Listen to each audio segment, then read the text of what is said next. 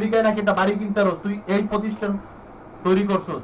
এখন এটা তো মানুষের চোখে বাইতে গেছে, চোখে লাগে গেছে, তোর নামে যখন পাওয়া দিছে তুই পুরো দেশবাসীর ছোট করে আলাইছিস।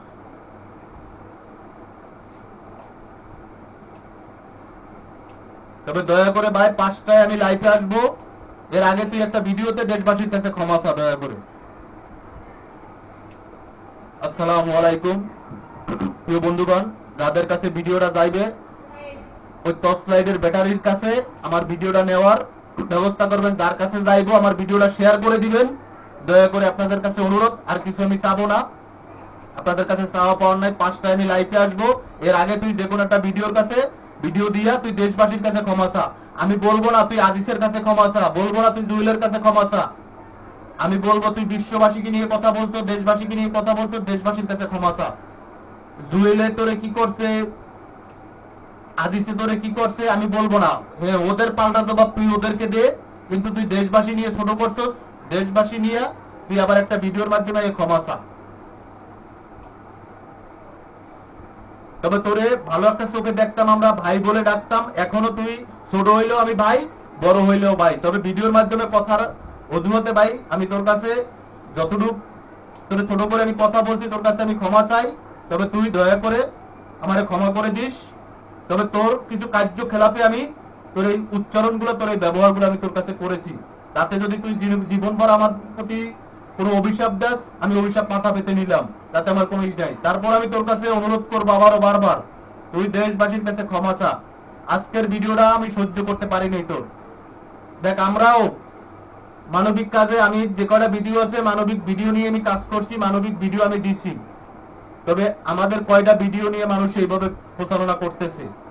হ্যাঁ তাহলে তোর এখানে প্রশ্ন আসে যে তুই তোরে কয়জন এসেছিস, তুই তোর ভিউ কত, তোর ফলোয়ার কত, এটাই তোর প্রশ্ন আসতে পারে।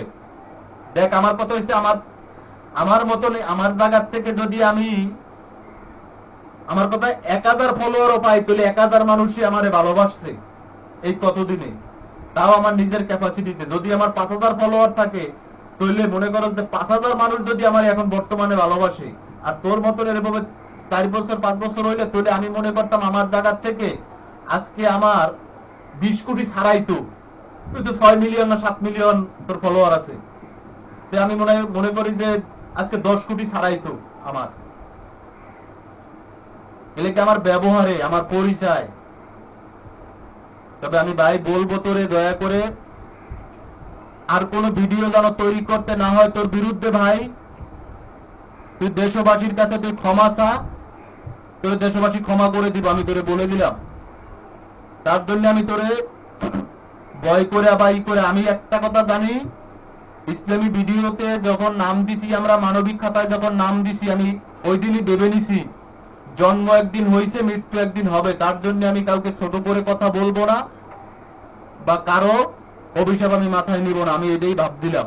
তবে এখন তোর অভিশাপটা হয়তো আমার মাথায় নিতে হয়েছে। তুই পুরো দেশবাসীকে ছোট করছিস, পুরো কন্টেন্ট ক্রিয়েটরের ধ্বংস করে দিছিস তুই তোর আজকের সকালবেলার ভিডিওটা।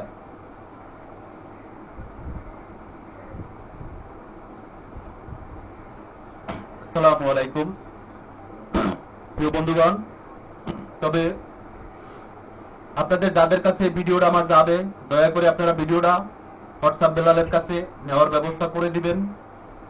এবং আপনারাও এভাবে কিছু ভিডিওর মাধ্যমে হোয়াটসঅ্যাপ বেলালকে সাবধান করে দেন। হোয়াটসঅ্যাপ বেলালের ভক্তবিন্দু যারা আছো তারাও সতর্ক হয়ে যাও।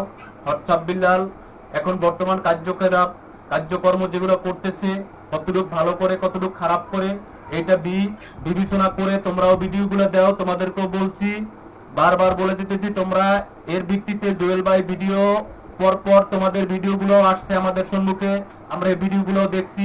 তোমরা এখনো হোয়াটসঅ্যাপ বিল্লালের কিছু অন্ধ ভক্ত আছো, যা হোয়াটসঅ্যাপ বিল্লালের নামে যদি কোনো ভিডিও হয় তার ভিডিওটা স্ক্রিনে তুলে ধরে এরপরে তোমরা ওখানে ভিডিও তৈরি করো। তবে আমার ভিডিওটাও আমি জানি যে চেলাবেলা যেগুলো আছো, দেখো এখন আমি জানি যদি একটা ইউনিয়ন পদে যদি একটা কাউন্সিলরও হয়, একটা কাউন্সিলরেরও 20টা চেলাবেলা থাকে, একটা মেম্বারেরও 50টা চেলাবেলা থাকে, একটা এমপি মন্ত্রীরও চেলাবেলা থাকে। তাইলে হোয়াটসঅ্যাপ বিলাল এতটুকু সাহস পাইছি কিন্তু তোমাদের মতন চেলাবেলার দ্বারা, নাইলে হোয়াটসঅ্যাপ বিলাল এমন কিছু হয় নাই ও কোনো মন্ত্রী না, কোনো ম্যাজিস্ট্রেট না, কোনো মেম্বার না, কোনো চেয়ারম্যান না। ও পুরো বিশ্ববাসীকে নিয়ে সামান্য অনলাইনে ভিউ কামাইতে আইয়া পুরো বিশ্ববাসীকে এবং পুরো বাংলাদেশের কন্টেন্ট ক্রিয়েটর নিয়ে সে কতটা ছোট জঘন্য করে কথা বলা হয়েছে। এই বেটা কালকে যে তোরে নিয়ে কথা বলবে না, আজকে জুয়েল ভাই আছে বাংলাদেশের ভিতরে মনে হয় যে 3 নম্বরে। এই জুয়েল ভাইকে নিয়ে যদি সে তুই তাহারি কথা বলতে পারে, তাহলে তোরে তো আজকে ছেলে বানাইছে, কালকে যে তোরে অন্য কিছু বানাইবেন এটা তুই কেমনে ভাবস? তবে হোয়াটসঅ্যাপ বিলাল, তুমি একটা কর্মচারী ছিলা, কর্মচারীর থেকে আজকে তুমি শিল্পপতি হয়েছো, শিল্পপতির কথাটাই তুমি বলো। এমন কোনো কথা বলিও না। বা একটা কথা আমরা জানি, অতি আদরে বাদর হয়। তবে এমন কোন আদর, আমি সকল বাবা মাকে বলবো, এমন কোন সন্তানকে আদর দিবেন না যে সে বাদর হয়ে দাঁড়ায়। তবে তুমি তোমার আলো না ভালো কয়জনে জ্বালাইতে পারে, তুমি এরকম ছন্দ দিয়ে তুমি তো বইটা তৈরি করছো। তোমার আলোরও দরকার নাই, ভালোরও দরকার নাই। যদি মাকে গালি শুনাতে হয় তাহলে চাচার বাড়িতে যাই চুরি করো, চাচার বাড়ির গাছের সুবরি চুরি করো যাইয়া, চাচার বাড়ির নারকেল চুরি করো যাইয়া, তখন তোমার মাকে গালি শুনাইতে পারবা সুন্দর করে। এটাই তোমার বাক্য ছিল, এটাই তোমার প্রাপ্য। আর যদি মাকে তুমি ভালোবেসে থাকো তাইলে মামার বাড়িতে যাই চুরি করো। মামার বাড়িতে চুরি করলে ওখানে তোমার মা নিয়ে কথা বলবে না কেউ, মায়েরে কেউ খারাপ বলবে না।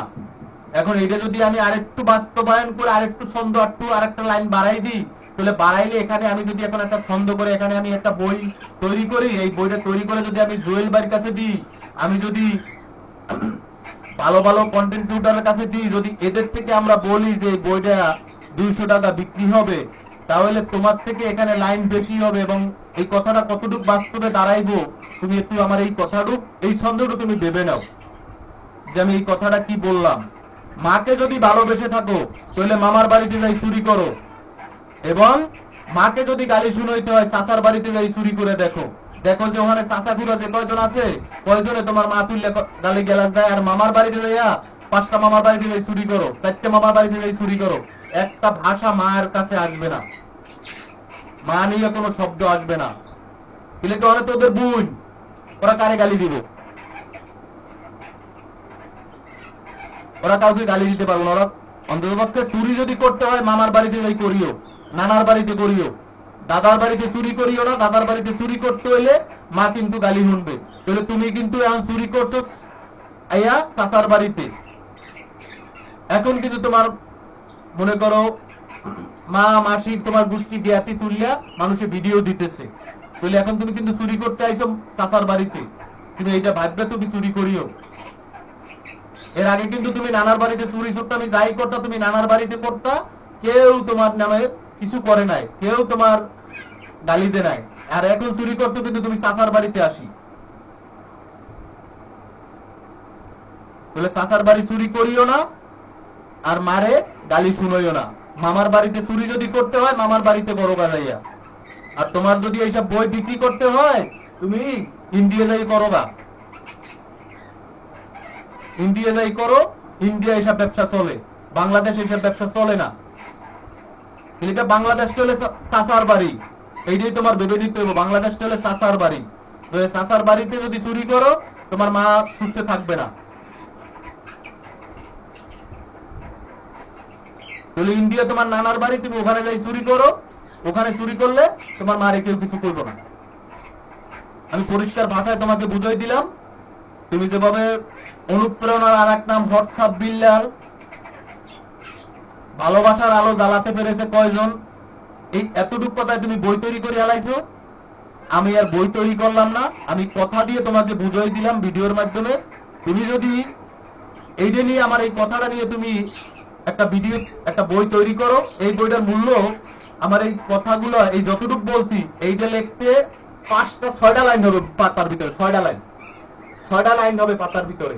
এই বইটা যদি 500 টাকা বলো, এই বইটা 500 টাকা দিয়ে কিনলে এটার সম্মান আছে, এটার ইজ্জত আছে। আর তোমার ওই বইটা হয়েছে মাত্র 4 লাইন, কিন্তু ওই বইটা বিক্রি করতেছে 1000 টাকা, হাতে লিখতে দিতে 10,000 টাকা। এইটাই মানুষের চোখে লাগছে। তুই তো চুরি করতে আইছো, চুরি করতে, চাচার বাড়ি চুরি করো।